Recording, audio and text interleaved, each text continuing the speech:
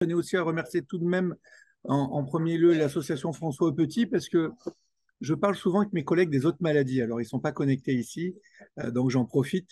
Mais c'est vrai que les efforts de l'AFA qui sont effectués, le réseau, le travail au quotidien est assez incroyable. Et je crois aussi, et on arrive dans une ère, par exemple, qu'on peut dire, hein, de recherche participative, une ère de recherche participative qui est très, très importante. Et l'AFA joue un rôle majeur dans l'IHU qu'on a obtenu récemment, mais je suis impressionné par la passion qui existe pour non seulement améliorer le quotidien des patients, mais aussi aider la recherche avec des investissements qui sont vraiment massifs depuis de nombreuses années. Donc merci à eux. Je mets juste quelques diapositives, mais je déroulerai assez rapidement. Ça, c'est la photo de la place Stanislas à Nancy où je travaille. Je mets toujours cette photo-là parce que c'est la plus belle partie de la ville. Donc, j'en profite.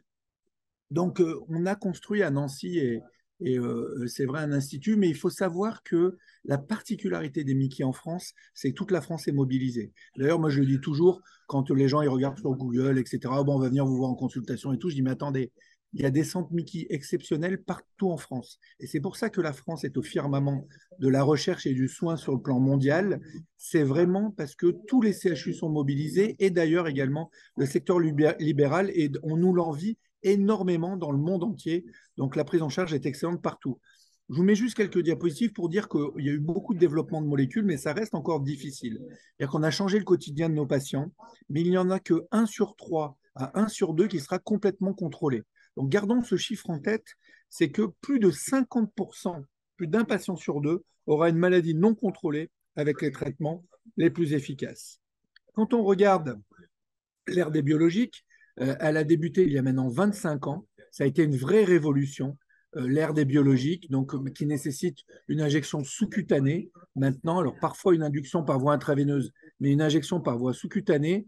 Et puis, à l'heure actuelle, il y a les biosimilaires qui sont arrivés. Juste pour vous dire qu'en termes de marché, il y a des investissements et un focus majeur sur les MITI désormais dans le monde entier. Ça touche près de 10 millions dans le monde. Ça reste un des premiers postes de dépenses de santé dans les pays dans les pays les plus touchés, comme la France, bien entendu, tous les pays développés. Et c'est un marché qui est monstrueux. C'est un marché qui est monstrueux. C'est un marché de plusieurs milliards. Et c'est pour ça qu'à l'heure actuelle, il y a l'oncologie et l'immunologie, hein, si on résume, hein, les deux investissements majeurs, mais l'immunologie a le vent en poupe. Alors ça, je vais passer justement parce qu'on a peut-être pas forcément le temps. Juste pour vous dire que j'aime bien mettre cette diapositive-là pour vous dire que c'est la folie. C'est un véritable feu d'artifice, une explosion depuis quelques années avec des tonnes et des tonnes de molécules qui arrivent. Et enfin, des molécules qu'on peut prendre par la bouche, des molécules qu'on peut prendre par la bouche et qui ont la même efficacité que quand par voie injectable. Donc, c'est ce qu'on appelle les petites molécules. Il y en a plein qui ont eu une AMM récemment et il y en a encore plein qui sont en développement. Donc, ça, c'est quand même quelque chose de génial. Alors, on a aussi la France qui garde le leadership. Je montre cette étude-là parce que je pense qu'elle est importante.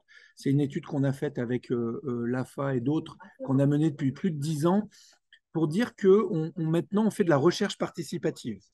La recherche participative, donc on a besoin de nos patients. Vous savez que c'est le sujet à la mode du gouvernement français et nous y encourage. Si on veut générer des énormes bases de données, on ne peut pas rentrer toutes les données nous-mêmes ou alors avec des attachés de recherche clinique. Le patient doit participer et ça, on a débuté, je vous le mets comme ça, on a eu les premiers résultats présentés il y a 1 ou 2 ans, mais c'est une étude et les premières réunions ont débuté en 2009.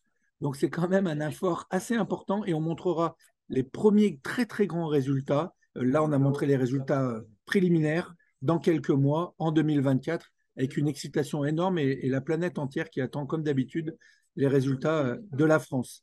Alors, il y a une recherche très intense. Je mets cette diapositive-là parce que pendant longtemps, j'ai hésité entre l'athlétisme et le sport et la médecine.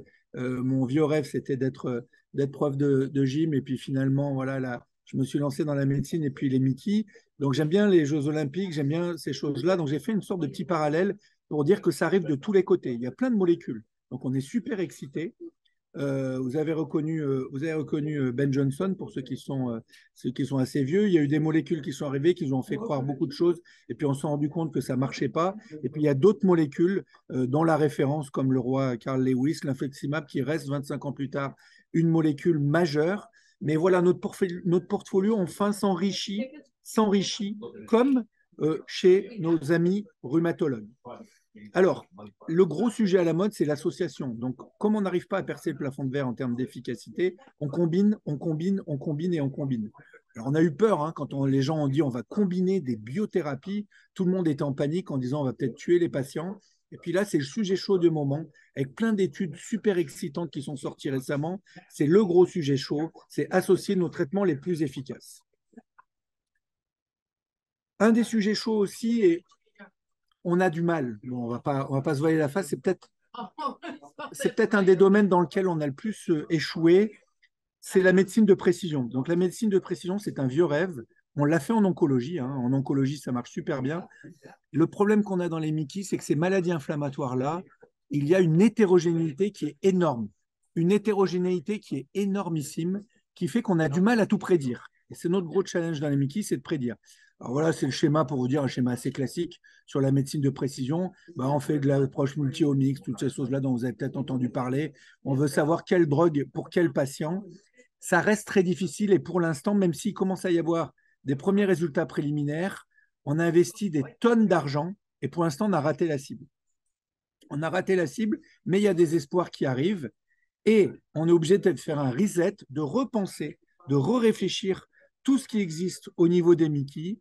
Et qu'est-ce qu'il en est? Eh ben, on est en train de tout combiner. Donc, on est en train de prendre la génétique, le microbiote. Je suppose que pour ceux qui sont connectés, le microbiote est quelque chose de majeur, tout le monde nous en parle. Note 2, d'ailleurs, et Anne pourra commenter, qui a été le premier gène de susceptibilité des Mickey, qui a été identifié, tenez-vous bien, par un effort académique français, je n'étais pas du tout de la partie à cette époque-là, et également en coordination avec l'AFA, qui a participé donc à cette publication dans Nature, pour vous dire le niveau des choses, une révolution mondiale qui a été initiée par un partenariat académique avec l'AFA. Il y a le microbiote, bien entendu. Alors, le microbiote, on le met à toutes les sauces. Hein. On pense qu'il est responsable de tout, de la couleur de ses vêtements, de la façon dont on se couche, de la façon dont on boit, de la façon dont on marche. Bon, c'est plus compliqué que ça. Mais en tout cas, il y a une recherche active. Et là encore, Cocorico, la France est vraiment leader au niveau mondial sur le microbiote. Et là encore, l'AFA y participe grandement. Et puis, il y a l'autre chose, c'est le sujet du moment, c'est le gros sujet du moment, c'est aller au-delà des médicaments. Et aller au-delà des médicaments, c'est quoi? C'est ce qu'on appelle l'exposome, l'environnement et l'épigénétique.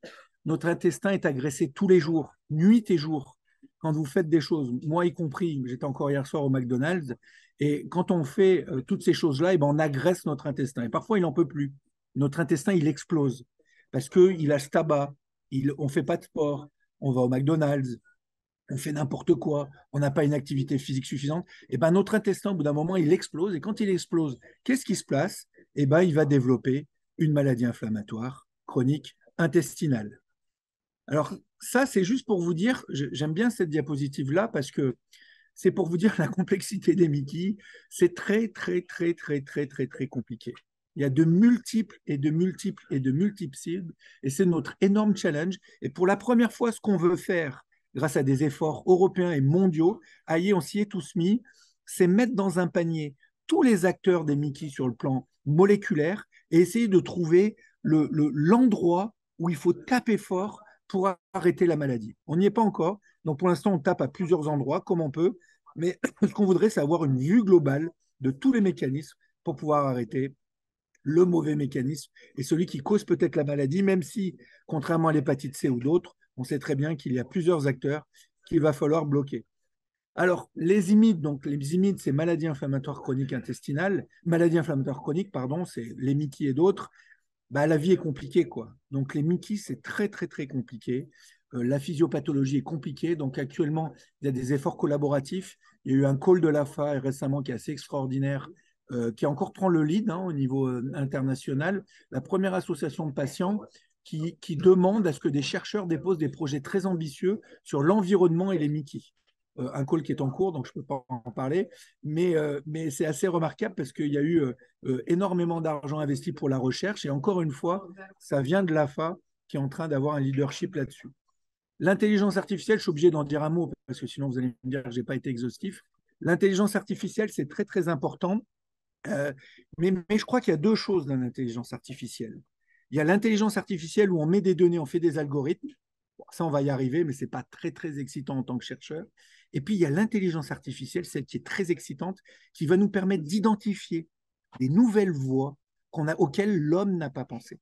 Donc, soit on met des données et on lui dit, fais-nous un algorithme pour savoir quand il y a une poussée. Option 1, ça c'est faisable par beaucoup de monde. Et puis, il y a l'autre chose, on met les données dans le panier et puis il nous dit, ah, regardez, il y a peut-être quelque chose ici, ici. Et ça, moi, je trouve ça, enfin, en tout cas, ça m'excite beaucoup. Alors, la précision de médecine, je mettais cet article-là parce que c'était assez marrant. C'était, pour ceux qui connaissent, publié dans le plus grand journal au monde, le New England, où on voyait Barack Obama qui disait, moi, j'investis dans la précision de médecine pour guérir les maladies complexes telles que le cancer, le diabète, et il parlait plus tard des maladies inflammatoires. Donc, il faut qu'on continue. On peut y arriver. La France peut y arriver. Mais encore une fois, si on n'a pas le patient qui est partie prenante de toute cette recherche, ça sera impossible. La médecine de précision, ça commence à bouger. Ça commence à bouger et on a les premières études qui sont publiées qui permettent de prédire l'efficacité du traitement. Donc ça, c'est complètement génial. C'est-à-dire que nous, ce qu'on voudrait, c'est traiter que ceux qui vont répondre et en fait ne pas traiter ceux qui ne répondront pas. Ça a aussi des impacts sociétaux, économiques. C'est ce qui est demandé par les assurances et par les gouvernements. Arrêtez de traiter tout le monde. Nous, pour l'instant, on est obligé de traiter tout le monde et de voir s'il répond ou pas. Et bien là, depuis 6 ans, ça explose. On a des résultats positifs, robustes, super intéressants, où on peut peut-être prédire, mais c'est encore un petit peu loin de la clinique, pour être honnête. Alors, le dernier challenge, et ça sera la dernière partie et on aura fini, notre dernier challenge, c'est cette diapositive-là. On est très ambitieux dans les Mickey, on est devenu très ambitieux, on s'est emballé, on est excité, on est dans un état incroyable. Pourquoi? Parce qu'on voit qu'on a envie d'obtenir des objectifs exceptionnels. Cicatriser la muqueuse, cicatriser l'intestin, qu'il n'y ait plus rien, plus de symptômes, un intestin normal et que le patient reprenne une vie normale. C'est ça notre objectif thérapeutique ultime. Et ben regardez, avec les traitements les plus puissants, les stratégies les plus puissantes, les choses les plus fantastiques, vous allez pouvoir cicatriser l'intestin dans un seul cas sur 5. Donc cette étude nous a beaucoup fait réfléchir en disant on était très content de nous, en tant que chercheurs, on était très satisfaits, en disant ça fait 20 ans, on a fait des progrès énormes, mais il y a encore énormément de choses à faire. Et c'est pour ça qu'il y a une telle excitation sur le plan national et international et de tels investissements, puisqu'on sait qu'on peut y arriver maintenant avec toutes les cartes. L'autre chose, mais ça je dirais juste un tout petit mot, c'est que nous, on ne s'arrête jamais. On ne s'arrête jamais. Dans la maladie de Crohn, on sait que l'intestin est malade, et ben maintenant on s'est rendu compte que même au-delà de l'intestin, même quand l'intestin va bien, et ben, il peut être encore détruit. C'est la particularité de la maladie de Crohn, et ça c'est le sujet chaud du moment. Tout le monde ne parle que de ça. C'est aller cicatriser au-delà de la muqueuse. Nous, je vous ai montré, on était déjà très très inquiets en disant waouh, cicatriser la muqueuse chez tout le monde, on n'y arrivera jamais. Et il y en a qui ont montré de manière très élégante que même quand vous cicatrisez la muqueuse, ça ne suffit pas. Il faut aller cicatriser toute la paroi de l'intestin. Donc ça n'arrête jamais. Il y a un emballement des objectifs et des molécules. Mais voilà, on continue à réfléchir et à essayer d'avancer en tant que chercheur. Donc, au niveau de l'histologie, je vais passer, ce n'est pas forcément le but, mais ce qu'on voudrait et notre rêve pour le futur, c'est ce qu'on appelle un peu le disease clearance en anglais, c'est enlever toute la maladie, peut-être même jusqu'à un niveau histologique, au microscope, jusqu'à un niveau moléculaire, faire que l'intestin redevienne normal pour que le patient puisse reprendre sa vie normale. Donc, ce sont des objectifs qu'on discute à l'heure actuelle, qui sont super intéressants, et il y a une recherche hyper active dans ce domaine qui nous montre qu'on peut peut-être y arriver avec des nouveaux traitements. Et puis la dernière chose, bah, c'est le suivi des patients à domicile. Nous, on voit les patients tous les 6 mois. Ça ne suffit pas. Donc, on est en train de mettre en place, comme dans le diabète et d'autres, des suivis à domicile avec une calprotectine fécale et d'autres techniques. On prend des selles, on fait un petit test et puis on nous dit si le patient a une poussée ou pas. Et à ce moment-là, il est convoqué tout de suite pour débuter un nouveau traitement. Donc ça, c'est quelque chose d'assez génial pour nos patients. Donc, pour résumer, ce qu'on essaye de faire, nous, il y a 3 étapes. On essaye d'abord d'enlever l'inflammation. Ensuite, on essaye d'obtenir une rémission. Et puis après, on essaye de changer l'histoire de la maladie, de changer l'histoire du patient. Et ça, c'est clair que maintenant, on y arrive un petit peu. L'endoscopie va diminuer. Ça, c'est clair. Nous, on veut suivre les patients à domicile avec des tests non invasifs tels que la calprotectine fécale. Le patient veut qu'il reste à la maison. En anglais, c'est un gros concept dont on parle beaucoup, qui est le IBD goes home. Donc, c'est-à-dire les patients Mickey retournent et restent à la maison. C'est une partie d'ailleurs du projet d'IHU. Quelle est la cible? On ne sait pas encore trop. Mais en tout cas, ce qui est sûr, c'est que maintenant, on veut que le traitement soit tailoré, soit adapté à chaque patient et plus au moléculaire. Il faut qu'on arrête de penser que le moléculaire résoudra tout. Ça fait partie du projet, mais on doit traiter chaque patient différemment. Un sujet âgé, un sujet jeune, un sujet autre, pour avoir un objectif ultime qui est quoi? Qui est notre seul objectif. C'est pas une CRP normale, c'est pas un intestin normal, mais c'est que les patients reprennent une vie socio-professionnelle telle qu'ils l'avaient avant la maladie, ou alors, si c'était il y a 10-15 ans, bien entendu, ça a changé leur maladie. Mais l'AFA a beaucoup travaillé dessus, là, notamment, mais qui puissent en tout cas réaliser leurs rêves et faire tout ce qu'ils ont envie de faire sur le plan personnel et professionnel. Voilà, je vous remercie.